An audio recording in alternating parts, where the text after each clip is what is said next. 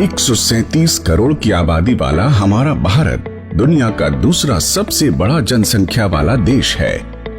इस बड़ी आबादी का एक बड़ा हिस्सा असंगठित क्षेत्र में दिन रात मेहनत करता है।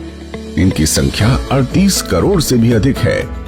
ये असंगठित श्रमिक मनरेगा कामगार, किसान, प्रवासी श्रमिक, street vendor, midday meal श्रमिक, सिर पर बोझ ढोने वाले, ईंट भट्टा मजदूर, कचरा उठाने वाले, घरेलू कामगार, धोबी, रिक्शा चालक, भूमिहीन और खेतीहर मजदूर, निर्माण, बीड़ी और हथकरघा मजदूर, आशा एवं आंगनबाड़ी कर्मचारी आदि हैं।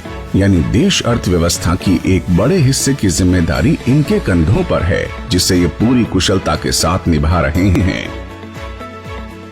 हमें इस बात का गर्व है कि हम एक आर्थिक महाशक्ति बनने जा रहे हैं और इस मकाम को हासिल करने में इनका बहुत बड़ा योगदान है। इनके इस योगदान को देखते हुए सरकार असंगठित क्षेत्र में काम करने वाले श्रमिकों का एक डेटाबेस बना रही है।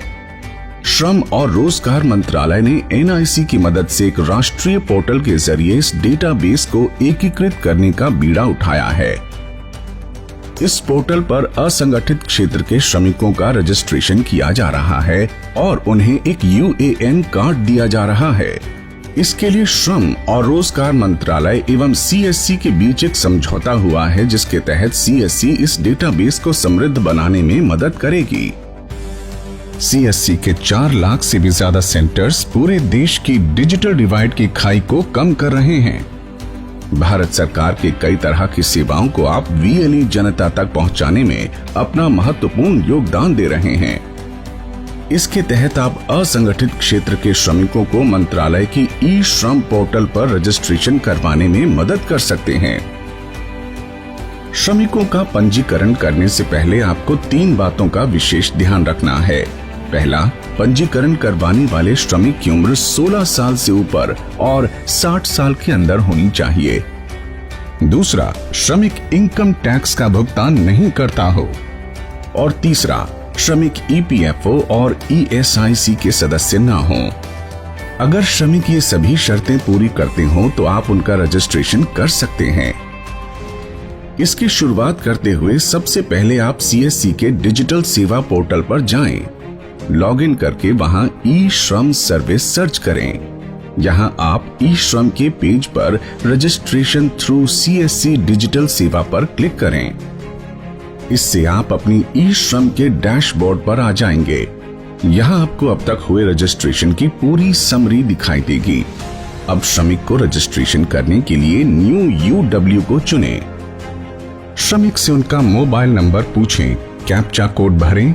पंजीकरण के लिए EPFO और ESIC के मेंबर न होने की घोषणा नो ऑप्शन को चुनकर करें। इसके बाद सेंड OTP पर क्लिक करें। श्रमिक के मोबाइल पर एक OTP आएगा, उसे भरकर वैलिडेट करें। वैलिडेट करते ही श्रमिक का आधार नंबर पूछा जाएगा। आप श्रमिक से उनका आधार नंबर लेकर उनकी आधार संख्या भरें। eKYC के लिए आप श्रमिक की फिंगरप्रिंट, आंखों की आइरिस या फिर OTP में से किसी भी एक विकल्प को चुनकर सबमिट करें। यहां मान लेते हैं कि आप फिंगरप्रिंट का विकल्प चुनते हैं, तो अब आपको अपने स्कैनर पर श्रमिक की फिंगरप्रिंट लेनी होगी। श्रमिक की फिंगरप्रिंट मैच होते ही आप उसे वैलिडेट करें। इससे आधार में पहले से दर्ज सभी जरूरी बेसिक जानकारी का डेटा अपने आप सिंक हो जाएगा। आपकी स्क्रीन पर श्रमिक की आधार eKYC संबंधी जानकारी दिखाई देगी। इसके बाद इस प्रोसेस के 5 चरण हैं, जिन्हें आपको फॉलो करना है। इसमें सबसे पहला पर्सनल इंफॉर्मेशन है। पर्सनल इंफॉर्मेशन पर क्लिक करें और श्रमिक से पूछते हुए सभी जानकारी भरते चलें। सेव एंड कंटिन्यू पर क्लिक करें। इससे आप दूसरे चरण यानी एड्रेस पेज पर पहुंच जाएंगे। यहाँ आप श्रमिक का स्थायी और वर्तमान पता भरें। सेव एंड कंटिन्यू पर क्लिक करें। इससे आप तीसरे यानी एजुकेशन और इनकम संबंधी जानकारी वाले पेज पर आ जाएंगे। यहाँ आप श्रमिक की शैक्षणिक योग्यता और मासिक आय का विवरण श्रमिक से पूछकर भरें। यहाँ आपको श्रमिक की शैक्षणिक सर्टिफिकेट और इनकम सर्टिफिकेट लगाना जरूरी नहीं है। सेव एंड कंटिन्यू पर क्लिक करें। अब आप चौथे चरण यानी ऑक्यूपेशन मतलब श्रमिक के पेशा और स्किल वाले पेज पर आ जाएंगे। यहाँ श्रमिक का पेशा और उनकी वार्षिक अनुभव की जानकारी उनसे पूछकर भरें और सेव एंड कंटिन्यू पर क्लिक करें। अब आपके सामने पांचवा और अंतिम स्टेप बैंक अकाउंट डिटेल्स आ जाएगा। इसमें ये पोर्टल श्रमिक के उस बैंक अकाउंट को अपने आप ऑनलाइन वेरीफाई कर लेगा जिससे श्रमिक का आधार नंबर जुड़ा हुआ है। इसका मतलब अगर श्रमिक के आधार के साथ बैंक अकाउंट जुड़ा हुआ है तो आपको उनसे बैंक अकाउंट विवरण लेने की आवश्यकता नहीं है। यहाँ सेव और कंटिन्यू पर क्लिक करते ही आपको ये पोर्टल प्रीव्यू प्रोफाइल या सेल्फ डिक्लेरेशन के अंतिम पड़ाव पर ले जाएगा। यहाँ अब तक भरी गई सभी जानकारी आपको एक ही पेज पर दिखाई देगी जिसे आप एक अंतिम बार देख सकते हैं। फाइनल सबमिट करने से ठीक पहले आपको श्रमिक से अंतिम सहमति लेनी है, जिसका मतलब ये होगा कि श्रमिक द्वारा दी जा रही सभी जानकारियां और विवरण सही हैं। अगर ये सभी जानकारी सही है तो आप फाइनल सबमिट पर क्लिक करें। इसे करते ही श्रमिक के मोबाइल पर एक OTP आएगा। आप श्रमिक से इस OTP को लेकर भरें। इसका मतलब श्रमिक ने इस पूरी प्रक्रिया के लिए अपनी सहमति स्वयं दी है। सबमिट करते ही स्क्रीन पर श्रमिक का असंगठित श्रमिक UAN कार्ड चमक उठेगा। आप इस कार्ड की एक साधारण प्रिंट निकालकर तत्काल श्रमिक को दे दें।